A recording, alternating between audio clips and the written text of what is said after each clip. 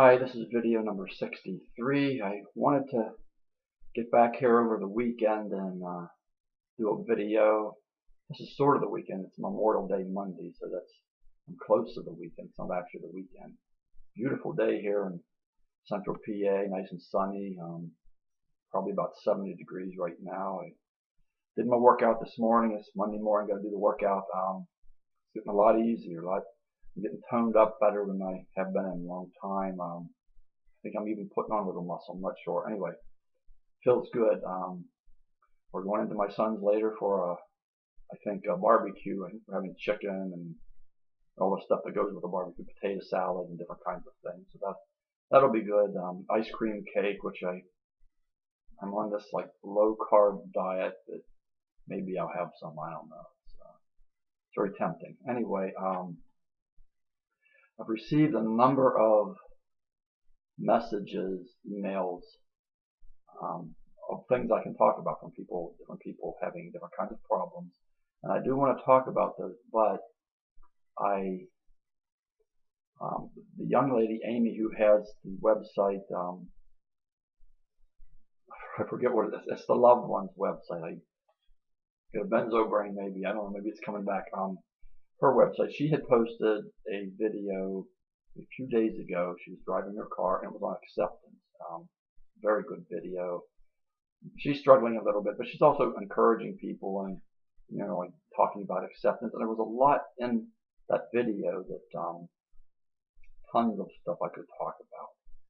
And I did tell her that I would like to do a video or so on acceptance, and I think there are other things too. Like when you start talking about one thing, it's kind of like pulling a thread like from a piece of clothing, and then you start getting into other things and so forth. So I want to do that. And first of all, I would like to say it was a very well done video. She really is an amazing person. Her husband, amazing guy too. I got to talk with him at length a few weeks ago. He's a really good guy. I could tell there's a really super person inside there, and we're going to see him at some point here. But anyway, I want to talk a little bit about that video. She titled it Acceptance, okay? And she's struggling with acceptance, not so much from accepting that this is benzo withdrawal, that her husband is on some other drugs too that he needs to get off of. Not from that perspective, but more, I think, from the perspective of frustration, uncertainty, exhaustion, like looking ahead at the road. It's not a good idea to look up the road and see what is before you, and I've talked about that a lot, but it's hard not to do. I know that, especially when you still got some tapering to do and so forth. That's a hard thing to do, and that's I don't call that acceptance so much. To me, acceptance has more to do with attitude.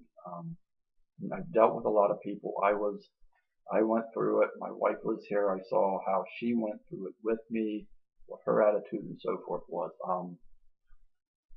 And when I think of acceptance, years ago I met a guy in the city where I work, Harrisburg. It's a homeless guy. His name was Gary. I've written about him before. I've talked about him some. I mentioned him in the book. He was homeless. I remember one day I was going out on break to get some money at a place up the street, and I went in a door, like to the ATM machine that I don't typically go in. I very rarely go in that door. But as I was going in, I literally ran into this guy coming out, and it was Gary. He looked at me. He said, "Sir, I haven't eaten in like so many days. I just got out of the hospital. Can you spare some money for me to get something to eat?" And I said, "Well, how about we go in here to the ATM? I'm going to get some money. I'll take you anywhere in the city you want to go for a meal if you get anything." So we go in and I get it. I don't think I'd seen this guy before. He is about my age, a couple of months younger, but we're essentially the same age, or we were. He's not with us anymore. But anyway, we come out, and he says, well, how about a couple Spot dogs? Okay, those are hot dogs from a place, an establishment called the Spot. So I said, well, okay, but he could have picked some really nice restaurants in Harrisburg, very expensive. He wanted a couple Spot dogs, so we went up and he got a couple Spot dogs and I think some fries and a drink. We went down by the river, the Susquehanna River here.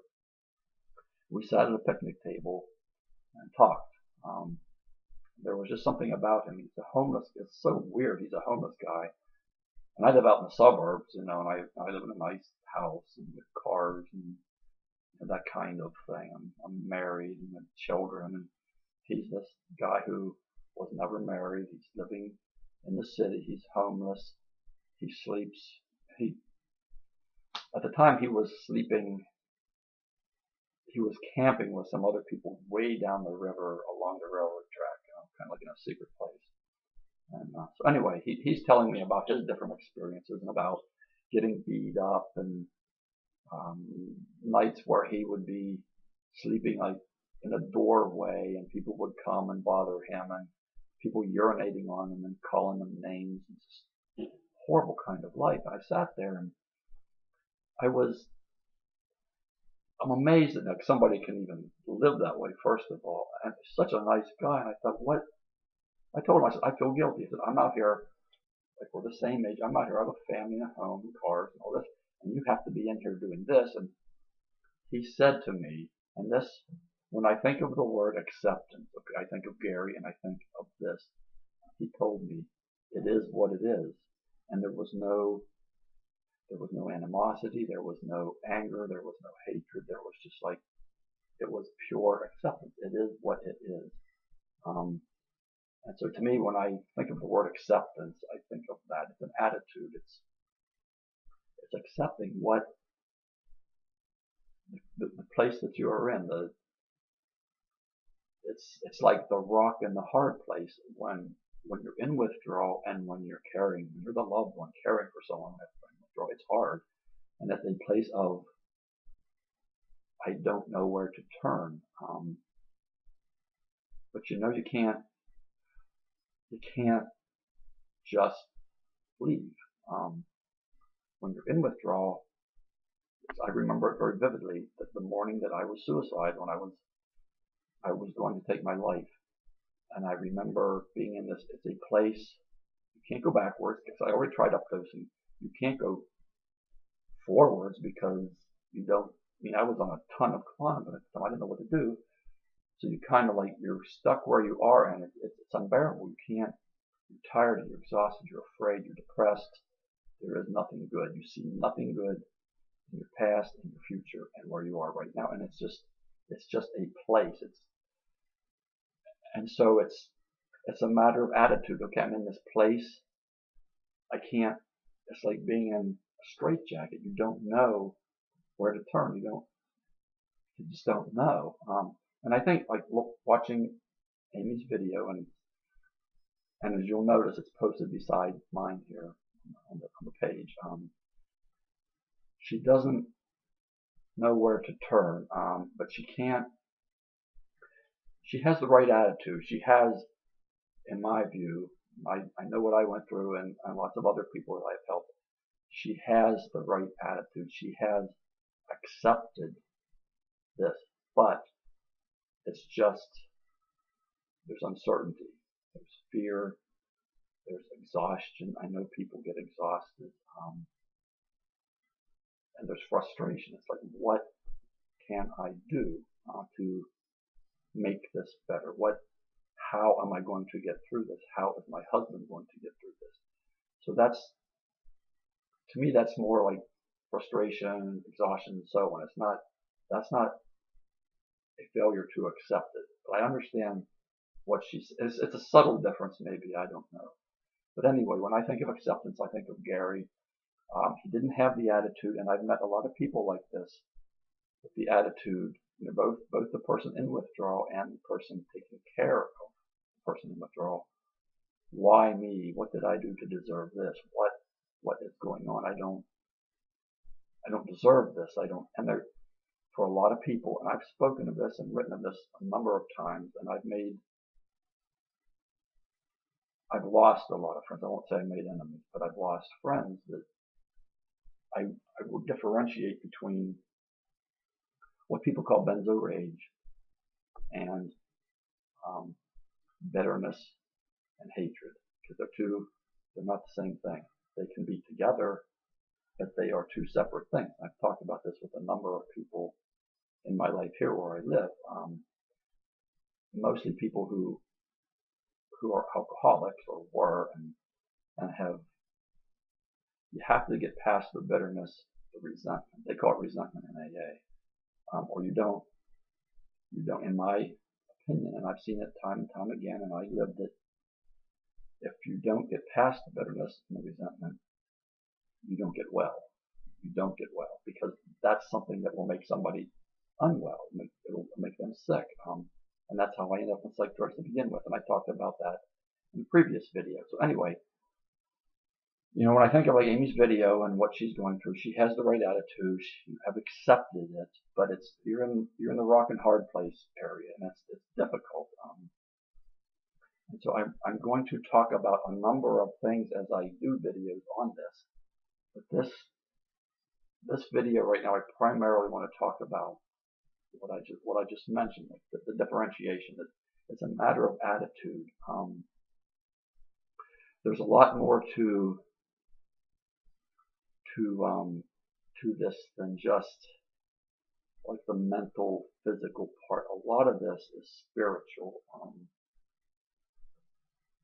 My journey, I'm going to be all over the map here probably, so when I pause, and that might happen quite a bit here with these videos, because this kind of like is the heart of the matter to me. This is the heart of whether you get through withdrawal or you don't, and whether as a caregiver, loved one, you get through with your loved one.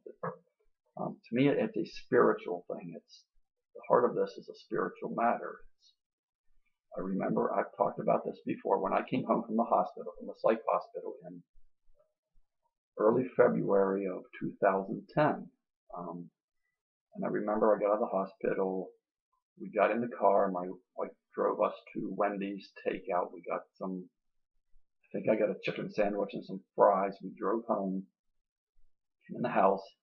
We're sitting on a sofa in the front room, and I just was in an absolute daze.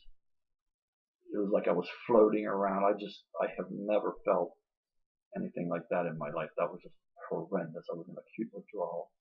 And we're sitting there, and I'm eating fries and just kind of like trying to assess what was going on. I was home now, and I hated it in the hospital, but I was home now. I didn't feel any better. But anyway, I'm sitting there, and she says, "You do know this is a spiritual matter." And even in my, I'll call it withdrawal stupor, there was something inside of me that said, "Yes, I know it is. There's something going on here, much more than my physical body, my emotions, my mood, my brain. There's something almost otherworldly about this." And I think that's the key for people who are in withdrawal. And I know when you're in withdrawal, when you're taking care of someone in withdrawal, it's easy for me to say, this is a spiritual matter, you need to do this, this, this, and this. Well, that's not what I'm saying at all. I've always been, at the heart of me, a spiritual person, someone who looks to something other than like my abilities, my strengths, and so on. There's always been something inside of me that I guess you would call it spiritual, so that little voice inside. So anyway, we're sitting there, and I said, "Yes, I know." I realized that this is a spiritual thing, but I had no clue exactly what that meant, how things should play out, what I should do. I had no idea. But I knew at the heart of this, it's a spiritual thing. Even when the book starts out, I'm hearing these voices and stuff, and there was this one tiny little voice out of all of these voices that said something, and I knew there was something that knew that voice has authority. That voice, even though it wasn't loud, there's a lot of spiritual stuff to this. And I don't want to get into that right now. And I've said this many times. I'm not a preacher. I'm not trying to make anybody come over to what I believe. I don't. That's been done to me many times. And in many ways it still is. But I don't exactly believe that way anymore because I know a lot of it's not true. It's not true. But anyway, that's a whole different kettle of fish. She talked to a little bit about something that I just want to mention briefly here, how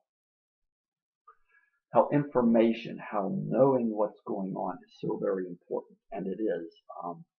It's very, very important. When I started out, I had no clue what was going on with me. I quit drinking. I went into some kind of withdrawal. There was the Klonopin. I had no idea that was part of the problem. I had to find someone. I kind of stumbled onto them, and they told me, like, Klonopin is your problem. And even then, it still took me a long time.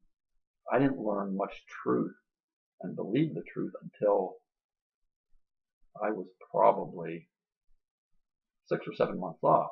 I remember coming home from the psychiatrist, my last appointment, and my wife and I coming to the conclusion we have to listen to these people in the forum, the benzo forum, and trust them that, like, yes, this will end. You have to just stay off all of these other drugs. There is no magic pill. So that was the beginning of my education, I guess. And she's very right that, and her website, she has a lot of good videos on there, very well done, a lot of really, really good information. And to be honest, her view of acceptance, the frustration, the exhaustion, whatever you want to call it, when I do these videos, and there have been a number of them, I talk about a lot of people who send me emails. A lot of them are protracted. And I didn't take as long. I took a little bit less than 2 years to get well. And it's hard for me to accept that. And that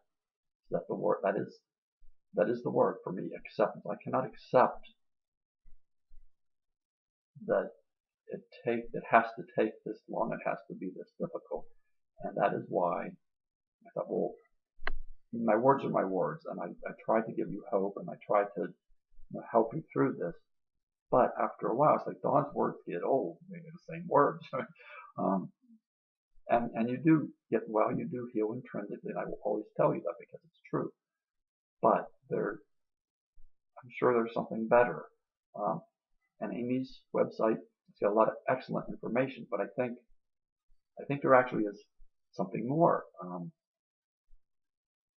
And so that's why, like, for me, that's a matter of acceptance. I can't accept that there aren't people on this earth, smart people, who probably work in the pharmaceutical companies, who could figure this out. And so that's the reason I do what I do, why I read the neuroscience textbook, why I read all these papers and so on. And I wrote the 2 papers, and so that is my hope. That is my hope that comes to fruition. But it's a matter of acceptance for me. It's hard for me to sit here and to read emails of people just suffering terribly, and just waiting. And the waiting is good. I mean, you have to wait if there is no other recourse. But what she says is true. It's very important to try to learn as much as you can. But even if you know everything about withdrawal, I mean, her point is, and this is what is so painful for her, and for me, and for everyone going through withdrawal, and everyone who is taking care of someone going through withdrawal. You have to wait. It takes so long. It's so hard not to look at the path before you, and you can't turn back. And you don't like where you are. It's exhausting. It's frustrating. It's fatiguing. It's scary. And the uncertainty. You just don't like it. And the only way it seems to get it seems like you almost have to look forward, but you can't. That's hard not to do, I know. So I understand completely where she's coming from and what, I mean, I've heard it hundreds of times from people. Like, they just look forward and they agonize over how long this might take. And it's one day at a time. It still is. And I wish I had more than that. But anyway, I just wanted to kind of, at least with this first video, talk about the word acceptance and how, like, what it means to me is, and I think of Gary, it is what it is. There's no use like blaming someone else. I mean, there's plenty of people to blame. I know that. I am absolutely certain of that. But, you know, the danger there is you get a bitter heart, you get a heart of hatred and anger, and that doesn't do you any good. It doesn't. Acceptance is an attitude. This is where I am. I don't like it. I'm trying not to look at the path ahead of me, but you know, I can't look back because back there's a lot of good stuff back there. There's a lot of misery too. And the analogy she made with the marathon and hitting the wall, that was excellent. That was really good. And that kind of happened to me too, and it happens to a lot of people where you're tapering, something happens, you updose, and like you got to do it again, or you get on some other drugs and you got to get off of those. When I went into the psych hospital, right before I went in, 6 weeks before I went to the psych hospital, I updosed to 4 milligrams of Klonopin. It made me incredibly depressed, much, much worse. I ended up in the hospital, they got me off, and I thought, well, at least I'm not taking any of this stuff anymore. But then when I came out, the acute withdrawal was so bad that I had to updose. And I remember thinking, I'll never get off of this. I can't do that again. That was so horrendous. And so it's like you're stuck. It's like, here I am again. Here's the wall. This is the wall right here. I already failed to climb it once. You know, I got to do it again. But you can do it. Many people do it. I did it. I know many, many people who updosed, who got on other things, and then they had to, begin at the beginning again. It's hard. That's very, very hard. So I understand, Amy, where you're coming from. It's painful. It's hard. You don't know where to turn. And to me, maybe that's kind of like, instead of it being failure to accept, it's uncertainty, not knowing where do I turn. And you have turned at least to other people who are going through this too.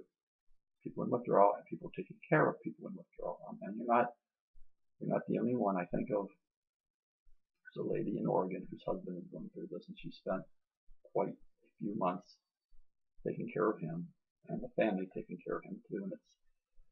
And she has like wanted a website like yours, Amy's website. So when I think of what you're going through, I think of her too.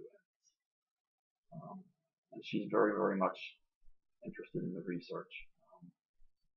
And when I hear back from the psychiatrist scientist that I sent my 2 papers to, and I hopefully get some validation, some ideas, whatever from him, I would love to share it with anyone, really, anyone. But in particular, I think of Amy because of her website, and also this lady in Oregon. But I don't want to put a lot of stuff out there yet until this guy tells me, like, well, you're really off the wall. This is crazy.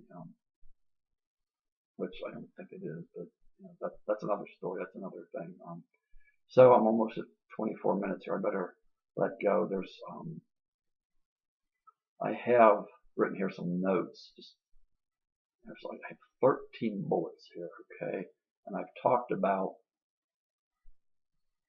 just a couple of them, really. There's so much to be said about the video that Amy did, because there's so many subjects that relate to the word acceptance, like spiritual things and other kinds of things, other stories that I would like to talk about at some point in the future. I'm not sure when the next video will be. I do have a couple emails I want to talk about. But this will be an ongoing thing probably that I would like to speak of. It's really important. It's kind of like the heart of the matter. This stuff is hard.